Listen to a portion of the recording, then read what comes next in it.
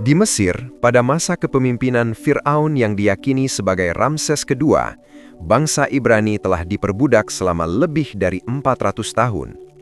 Pada suatu malam, Fir'aun mengalami mimpi buruk yang membuatnya gelisah dan khawatir akan ancaman terhadap kekuasaannya. Karena rasa takut itu, ia memerintahkan para prajurit untuk mencari dan membunuh setiap bayi laki-laki dari kaum Ibrani. Di tengah masa perburuan tersebut, istri Fir'aun yang bernama Asyah binti Muzahim menemukan seorang bayi yang hanyut di sungai. Ia segera membawa bayi itu ke istana dan membesarkannya dengan penuh kasih sayang. Waktu berlalu, bayi itu tumbuh menjadi seorang pemuda bernama Musa. Ia dibesarkan di istana dan diperlakukan layaknya keluarga oleh Asyah. Pada suatu hari yang sangat panas, Musa melihat seorang budak Ibrani sedang dipukuli oleh seorang prajurit Mesir. Dorongan untuk menolong muncul begitu kuat dalam dirinya. Musa segera bertindak untuk membela budak itu hingga prajurit tersebut tewas.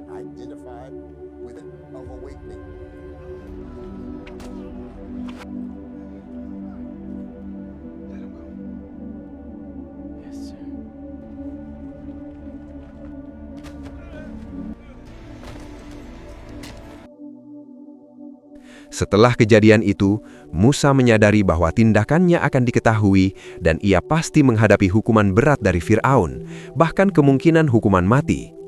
Karena itu, ia memutuskan melarikan diri meninggalkan istana dan kemegahan Mesir.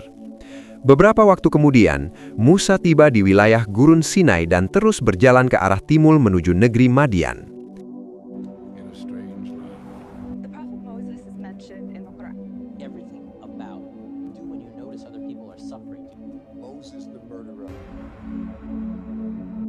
Dalam kondisi kehausan, ia mendekati sekelompok wanita yang sedang mengambil air. Salah seorang dari mereka bernama Ziporah, putri seorang pemimpin kaum di wilayah tersebut, mengizinkannya untuk minum karena melihat keadaannya yang sangat lelah dan haus. Musa mengucapkan terima kasih atas kebaikan itu.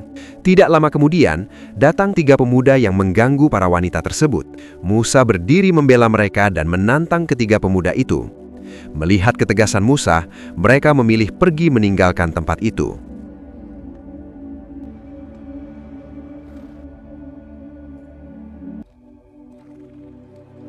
Setelah mengetahui bahwa Musa tidak memiliki tujuan dan tempat tinggal, Ziporah mengajaknya menuju kediaman ayahnya. Dalam perjalanan, Musa menjaga pandangannya dan meminta Ziporah berjalan di belakangnya sebagai bentuk kehormatan dan adab. Mereka pun melanjutkan perjalanan hingga tiba di Madian, tepatnya di kediaman ayah Ziporah yang bernama Yitro. Musa disambut dengan baik karena telah menolong Ziporah dan para wanita dari gangguan para pemuda tersebut.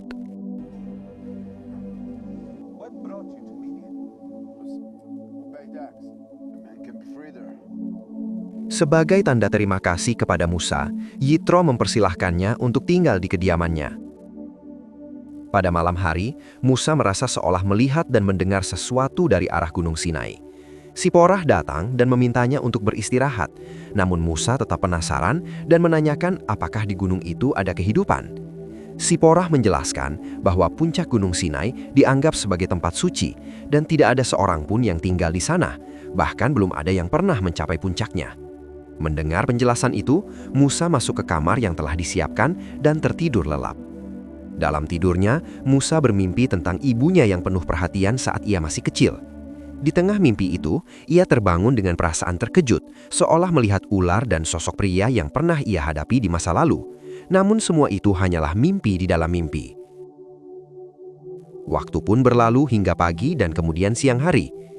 Ziporah mengusulkan kepada ayahnya agar Musa dipekerjakan saja daripada terus hidup tanpa kepastian di gurun.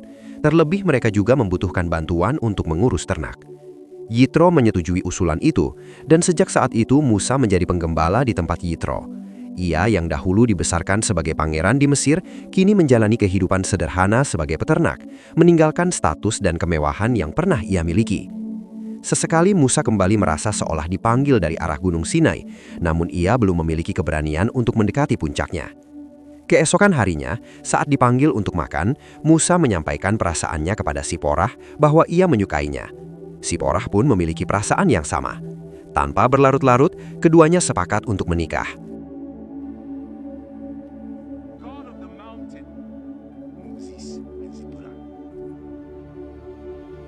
Pernikahan mereka berlangsung secara sederhana atas dasar ketulusan dan saling menghormati.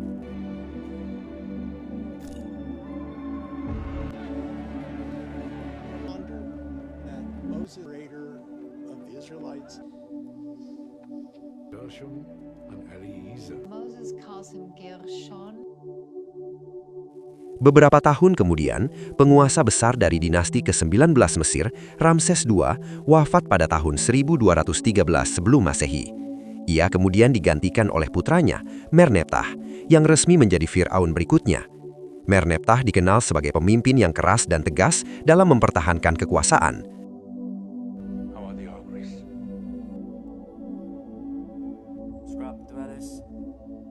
Pada suatu hari, dua penasihatnya melaporkan adanya potensi gangguan di wilayah gurun. Firaun Merneptah menanggapinya dengan tenang dan menganggapnya bukan ancaman besar, namun tetap memerintahkan pasukan untuk memantau keadaan sekaligus menarik upeti dari wilayah tersebut. Sementara itu, Musa dan putranya, Girsom, sedang menggembala ternak. Girsom memberitahu bahwa ia melihat 3 penunggang kuda putih menuju arah Madian. Musa menduga mereka adalah orang Mesir dan segera kembali ke rumah.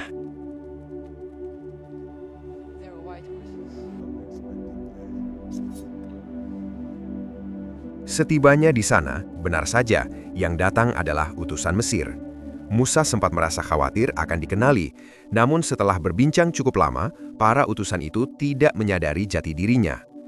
Kedatangan mereka ke Madian adalah atas perintah Firaun Merneptah untuk menarik upeti.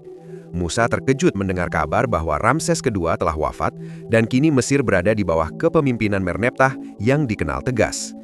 Utusan Mesir itu kemudian menyampaikan tuntutan upeti kepada Yitro, namun melalui perundingan yang bijak, Yitro berhasil memperoleh kelonggaran waktu untuk memenuhinya. Sore harinya, Zipora datang membawa anak keduanya, Eliezer, dan mendapati Musa sedang termenung memandangi Gunung Sinai. Melihat sikap Musa yang akhir-akhir ini sering melamun, Zipora menegurnya dengan nada kecewa.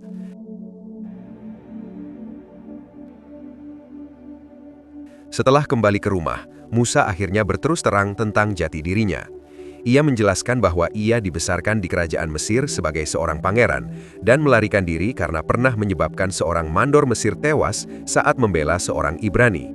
Musa mengaku baru menyampaikan hal itu karena takut tidak diterima oleh ayah Zipora.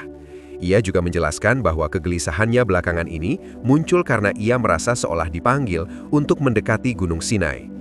Dengan jujur, Musa meminta izin kepada Zipora untuk pergi ke puncak gunung tersebut. Meski merasa khawatir, Zipora akhirnya mengizinkan Musa pergi karena kepercayaannya kepadanya.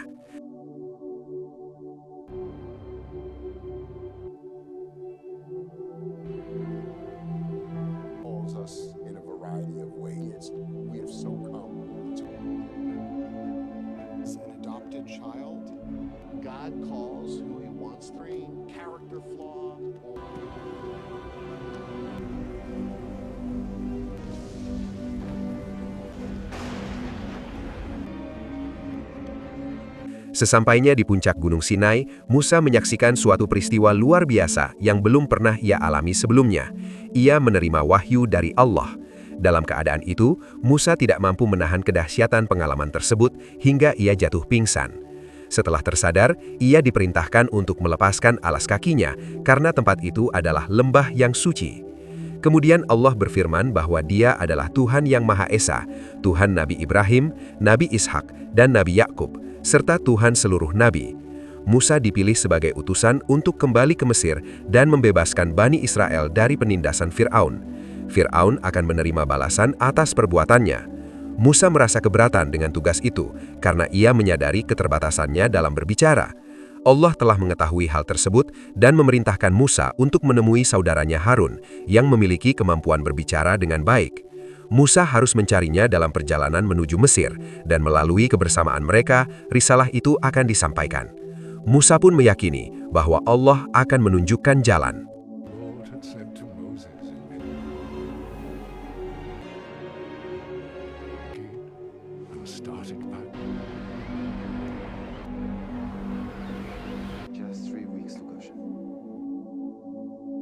Keesokan harinya mereka beristirahat dan Ziporah sempat meragukan bagaimana Musa akan menemukan Harun sementara mereka telah lama berpisah. Musa kembali menegaskan bahwa itu adalah perintah Allah dan pertemuan itu pasti akan terjadi. Singkat cerita, Musa tiba di wilayah Gunung Horeb dan meyakini bahwa Harun berada di sekitar tempat itu. Setelah cukup lama mencari tanpa hasil, saat hendak meninggalkan sebuah rumah, seorang pria mempersilahkan Musa dan Ziporah untuk duduk. Pria tersebut memperkenalkan dirinya sebagai Harun bin Imran. Harun menjelaskan bahwa ia bermimpi akan bertemu dengan Musa di tempat itu. Pertemuan itu pun terjadi, dan keduanya kembali bersatu sebagai saudara. Harun dan Musa sama-sama berasal dari Bani Israel. Musa terkejut sekaligus terharu mendengar kisah yang kemudian diceritakan Harun tentang masa kelahiran Musa, ketika Ramses II memerintahkan agar bayi laki-laki dari Bani Israel dibunuh pada masa itu. Ibu Musa yang bernama Yochebed melahirkan secara diam-diam di tanah Goshen, lalu lahirlah Musa. Dalam tradisi Islam terdapat beberapa perbedaan pendapat mengenai nama ibu Musa. Di antaranya ada yang menyebut Ayarha, Ayaducht, Laucha, dan Yohana. Tidak lama setelah kelahiran Musa, para prajurit Mesir datang menggeledah tempat itu. Musa dan Harun disembunyikan di balik dinding agar tidak terlihat.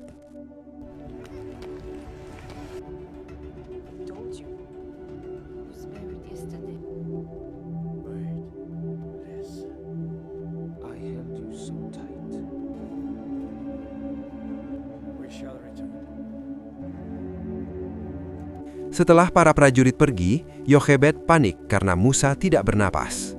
Harun dengan jujur mengakui bahwa ia terlalu erat menutup mulut Musa karena ketakutan. Yochebed tidak menyalahkannya, namun ia sangat khawatir Musa akan meninggal. Ia berusaha menenangkannya, hingga beberapa saat kemudian Musa kembali bernapas. Beberapa hari berikutnya, karena takut tangisan Musa terdengar oleh orang luar, Yochebed bersama putrinya, Miriam, membuat sebuah peti. Setelah selesai, mereka mengapungkan Musa di Sungai Nil menggunakan peti tersebut.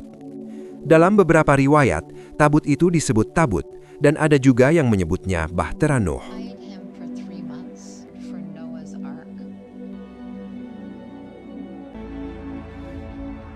Kembali ke masa ketika Musa dan Harun telah tiba di Mesir.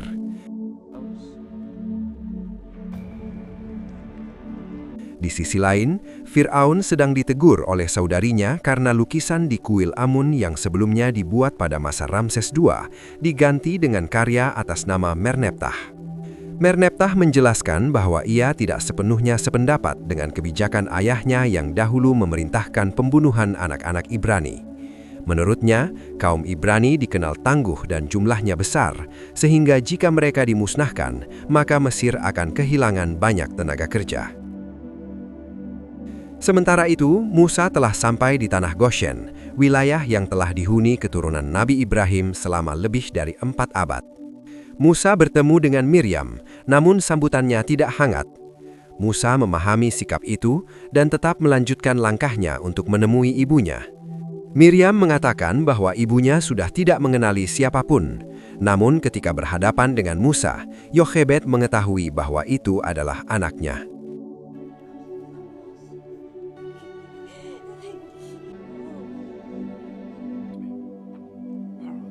Setelah itu, Musa menceritakan semuanya kepada Harun dan memintanya menjadi juru bicara karena Harun lebih fasih dalam berbicara.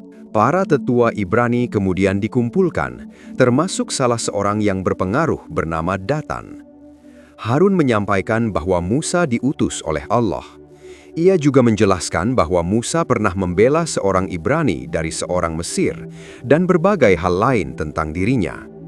Tujuan Musa adalah menemui Fir'aun dan meminta izin agar Bani Israel dibebaskan selama 3 hari untuk beribadah dan mempersembahkan kurban. Datan berkali-kali meragukan Musa dan tidak langsung mempercayainya sebagai utusan Allah. Musa menegaskan bahwa ia diutus untuk membebaskan Bani Israel yang telah diperbudak selama 430 tahun. Datan tetap tidak mudah percaya.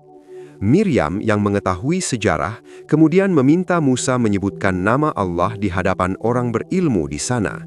Setelah Musa menyampaikan firman, "Aku adalah Aku," orang tersebut pun meyakini bahwa Musa benar-benar diutus oleh Allah.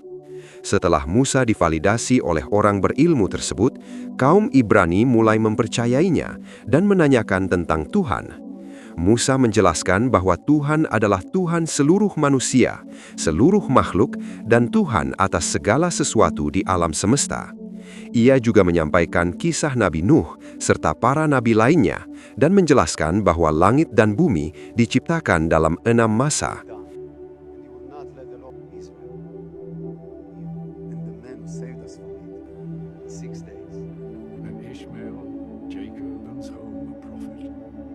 Kemudian, Musa berbincang dengan Miriam, dan dari percakapan itu, teringat kembali peristiwa ketika ia dihanyutkan di sungai Nil.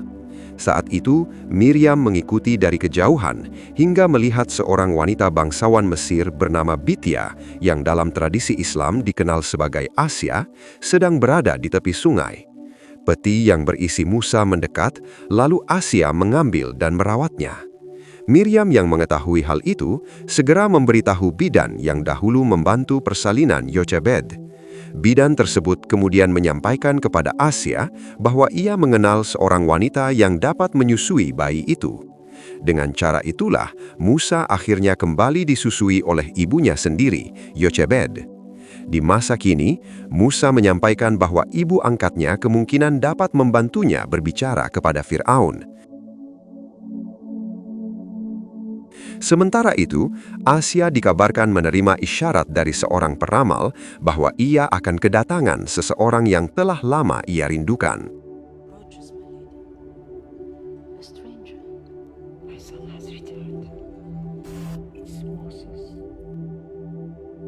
Di sisi lain, Fir'aun mengalami sebuah penglihatan yang membuatnya gelisah. Dalam penglihatan itu, ia melihat dirinya akan jatuh dan ada seseorang yang menjadi ancaman besar bagi kekuasaannya. Ia segera memerintahkan orang kepercayaannya untuk memperketat penjagaan dan meningkatkan patroli demi keamanan istana.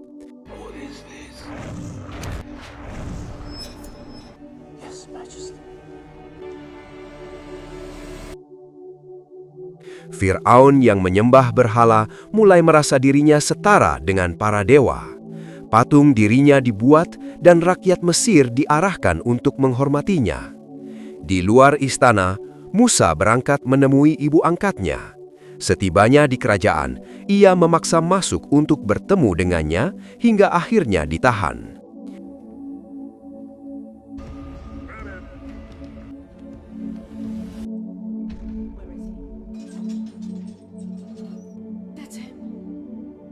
Setelah Asia mendapat kabar bahwa ada seorang pemuda yang mencarinya, ia memerintahkan agar Musa dibebaskan dan dibawa ke hadapannya. Di hadapan Asia, Musa menyatakan bahwa ia telah mengetahui jati dirinya dan asal-usulnya. Asia mengakui bahwa dahulu ia menemukan Musa di Sungai Nil dan mengetahui bahwa ia adalah anak Ibrani. Namun ia tetap menyayangi dan merawatnya. Musa kemudian menjelaskan tujuan kedatangannya ke Mesir, yaitu karena ia diutus oleh Tuhan seluruh manusia dan alam untuk membebaskan Bani Israel. Keesokan harinya akan diadakan perayaan ulang tahun putra Fir'aun, dan pada kesempatan itu, Fir'aun berjanji akan mengabulkan satu permintaan dari rakyatnya. Musa berniat memanfaatkan momen tersebut untuk berdialog langsung. Asia tidak menyetujui rencana itu karena Fir'aun telah menerima ramalan dan penglihatan yang membuatnya semakin waspada. Banyak orang telah ditangkap dan dihukum, dan jika Musa tertangkap, ia khawatir tidak sanggup menyaksikan akibatnya. Asia meminta Musa segera meninggalkan Mesir, namun Musa tetap teguh dan tidak ingin pergi sebelum tugasnya selesai. Keesokan harinya, Musa bersiap menemui Fir'aun. Dalam perjalanan itu, Allah memberitahukan kepadanya bahwa akan ada 3 tanda sebagai bukti kerasulannya agar Fir'aun percaya. Meski masih merasa ragu terhadap dirinya sendiri, Musa tetap melangkah maju. Akhirnya Musa dan Harun tiba di perayaan ulang tahun pangeran yang ke-18 tahun. Fir'aun bertanya siapa yang ingin menyampaikan satu permintaan. Musa dan Harun melangkah maju. Saat itu Allah memperlihatkan satu tanda. Tangan Musa tampak memutih seketika seperti terkena penyakit, sehingga tidak ada prajurit yang berani menyentuhnya. Fir'aun mengira Musa datang untuk memohon ampun atas peristiwa masa lalu ketika seorang mandor Mesir tewas. Fir'aun menyatakan bahwa ia memaafkan Musa dan tidak akan menghukumnya. Musa menegaskan bahwa ia tidak datang untuk meminta pengampunan, melainkan untuk menyampaikan perintah Tuhan agar Bani Israel dibebaskan. Mendengar hal itu, Fir'aun merasa heran karena menurutnya kaum Ibrani tidak memiliki Tuhan yang diakui di Mesir. Ia pun menantang Musa untuk menunjukkan bukti kekuasaan Tuhannya. Atas perintah Allah, Musa melemparkan tongkatnya dan tongkat itu berubah menjadi ular. Ular merupakan simbol penting di Mesir. Fir'aun kemudian memerintahkan para penyihirnya untuk menandingi apa yang dilakukan Musa.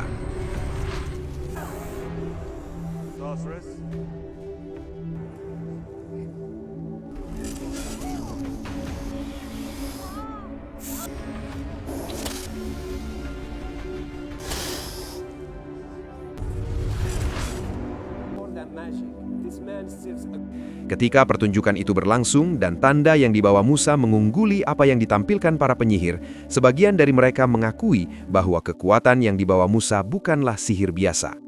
Mendengar pengakuan itu, Fir'aun murka dan memenjarakan para penyihir tersebut. Ia tetap menolak membebaskan Bani Israel. Fir'aun memahami bahwa tanda yang diperlihatkan Musa dapat menjadi isyarat ancaman bagi Mesir, namun ia tetap mengusir Musa dari hadapannya. Setelah Musa menjauh, tangan Musa kembali seperti semula atas izin Allah.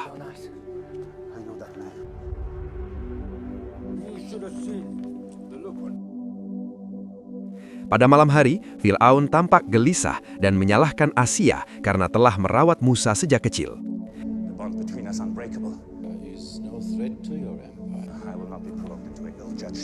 Keesokan harinya, diumumkan bahwa pekerjaan Bani Israel akan diperberat dan mereka tidak diperkenankan mengeluh. Mendengar keputusan itu, Datan memprovokasi kaumnya dan menyalahkan Musa atas keadaan yang semakin sulit. Mereka yang sebelumnya sudah bekerja dalam tekanan, kini harus menanggung beban lebih berat, sehingga banyak yang jatuh lemah. Musa berdiri di hadapan kaumnya dan meneguhkan keyakinannya kepada Allah. Miriam turut menguatkan mereka. Ia mengingatkan bahwa mereka telah diperbudak lebih dari 400 tahun, dan jika tidak berani memperjuangkan kebebasan, keadaan itu akan terus berlangsung. Para prajurit yang mendengar kegelisahan tersebut khawatir akan terjadi pemberontakan dan segera membubarkan kerumunan dengan kekerasan.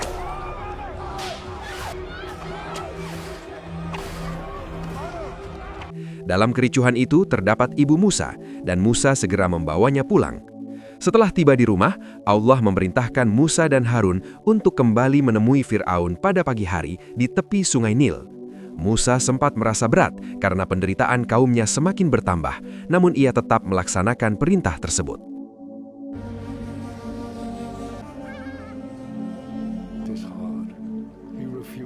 Keesokan harinya, Musa dan Harun menemui Fir'aun di tepi Sungai Nil.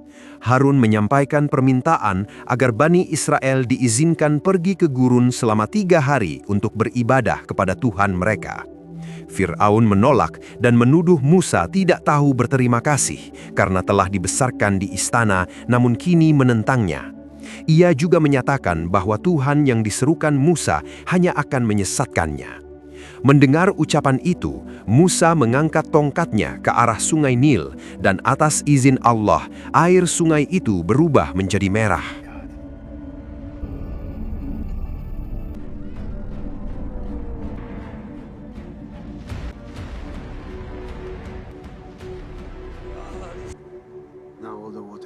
Setelah menyaksikan tanda kekuasaan Tuhan yang dibawa Musa, Fir'aun tetap bersikap sombong dan keras kepala. Ia menyatakan bahwa rakyat Mesir tetap dapat minum anggur meskipun air Sungai Nil berubah warna.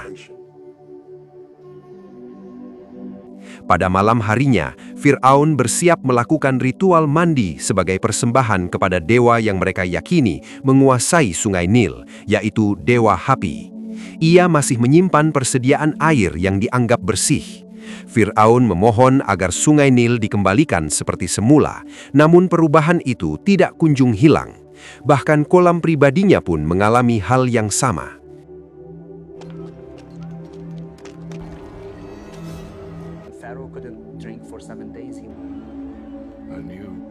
Keesokan harinya, Fir'aun meminta bantuan penyihir terbaiknya.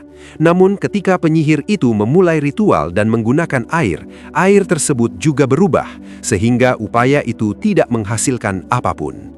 Fir'aun tidak memperoleh jawaban dari ritual tersebut. Tidak lama kemudian, Musa dan Harun datang kembali.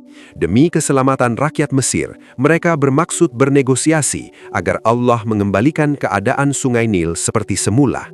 Namun Fir'aun menolak dan justru memerintahkan agar keduanya kembali ke tempat mereka.